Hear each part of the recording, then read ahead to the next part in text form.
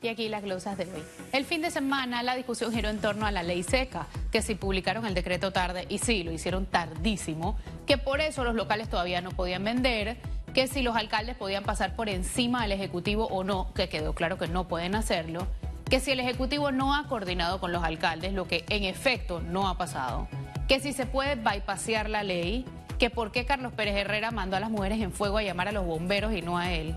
Se abordaron un montón de aristas porque con ese tema los ciudadanos ahondamos más que con lo que en verdad deberíamos. Pero hay un tema clave. Observen cómo el gobierno decidió desde el inicio de esta pandemia gobernar por decreto, amparado en un estado de emergencia que no existe ni es el que contempla la Constitución. Muy pocos dijimos algo de ese exabrupto, hasta que ¿qué pasó? El exabrupto se extendió y se metieron con el alcohol de la gente. Otro ejemplo de abuso de autoridad, se sale completamente de proporción y no es rol del gobierno ni regañarnos cual chiquillos, ni revisar los carros ni las casas de la gente, porque eso es propiedad privada. Pandemia no es excusa para ignorar la Constitución ni violar garantías fundamentales. Bastante obediente ha sido la gente. No jueguen a todo por la patria, que al menos en este tema no les va a ir bien. Sobre la ley seca, en teoría la decretaron para reducir delitos y evitar el tumulto y el gasto en lo no esencial. Pero cuando la levantaron no dijeron por qué lo hacían. Si no fue efectivo, si así calmaban los escándalos políticos o si no aguantaron la presión. O por ejemplo si es parte del levantamiento gradual. Y a juzgar por el desvío de los temas y por la subordinada declaración del MISI de que se les iban a vencer los productos a las cerveceras, la respuesta parece ser clara. El tema de fondo es que los escándalos que la semana pasada en teoría nos habían despertado ya no son ni siquiera tema. Carlos García como viceministro habiendo firmado en las cuentas de Gaby Betech, los contratos de publicidad de la presidencia, Bolota, los ventiladores, Gaby Garrizo. Qué fácil nos dejamos distraer y qué pena me da, porque con trago en mano también se puede seguir pidiendo decencia.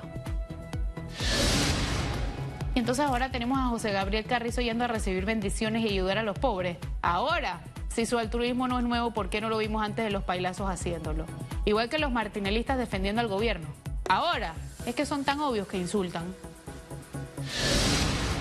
Las conferencias de prensa del MINSA se han vuelto un martirio para muchos que incluso han decidido dejar de verlas. Están llenas de autobombo, no responden las preguntas, no se limitan a dar la información útil. Cambiaron la forma de declarar los recuperados, porque antes era tras 2 pruebas negativas y ahora pasan 14 días y después sin prueba eres recuperado. Nos regañan como niños y Pino da un informe más largo que el de Rosario Turner. Ojalá dejen de hacer las diarias y las limiten a lo básico, porque de verdad están desvirtuando el esfuerzo de mantenernos informados. El anuncio de la venta de activos del programa Invalidez, Vejez y Muerte pasó medio desapercibido, tal y como lo planearon sus autores. Se entiende que necesiten efectivo, pero ¿cómo entonces había para una licitación de 168 millones, que además no está cancelada sino suspendida? Son fondos distintos, pero plata es plata. Además, es muy peligroso tomar esa decisión sin haber publicado sus estados financieros, en medio de una pandemia, a escondidas, sin comunicar y sin abrir la discusión del programa. Además, este no es el mejor momento para vender. ¿Dónde están el director y la directiva explicando esto que es tan importante? Viendo otras licitaciones escandalosas. ¿Por qué les cuesta hacer las cosas bien? Ni siquiera hay que ser Einstein, solo tener sentido común y ser transparentes, pero como que no.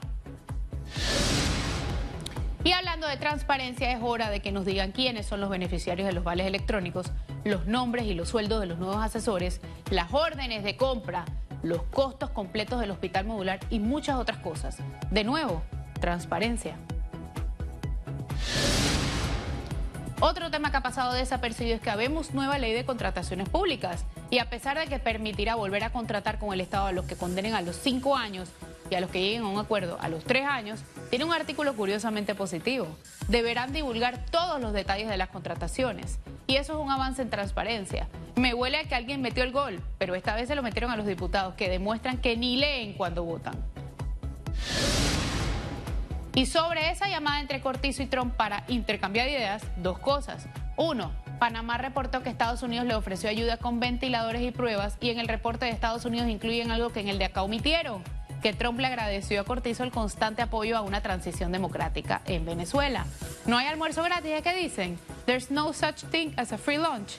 En política nadie da nada gratis y ya todos vimos el cambio que tuvo este gobierno con Venezuela.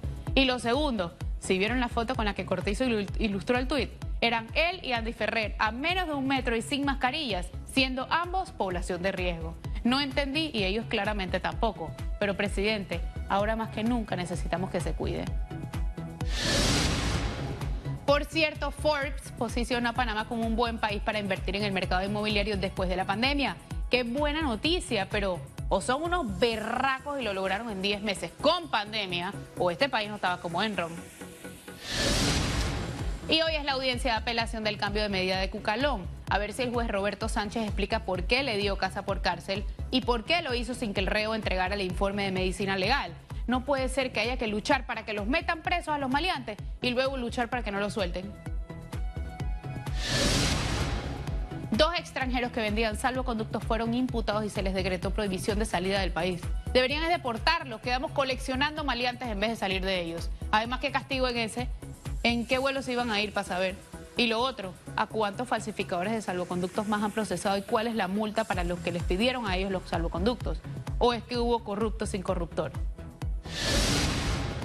Lo otro son los evangélicos que, autorizados por la alcaldía de Boquete, hicieron un culto en el Parque Central. El sábado de cuarentena, además. Menos mal la Constitución prohíbe fueros y privilegios, porque imagínense si no. Y ojo que ya Edwin Álvarez está saliendo a orar con el cuerno milagroso. Él dirá que si otros pudieron, ¿por qué él no? Y los saluditos van para el presidente. No puede ser, presidente, que el sector privado esté ingeniándose y rompiéndose la cabeza para no votar gente, la gente esté cobrando menos y que usted no haya, a estas alturas, eliminado los gastos de representación, movilización y viáticos de los funcionarios. No hay derecho que desde esa comodidad pidan donaciones y solidaridad. Estas fueron las glosas de hoy.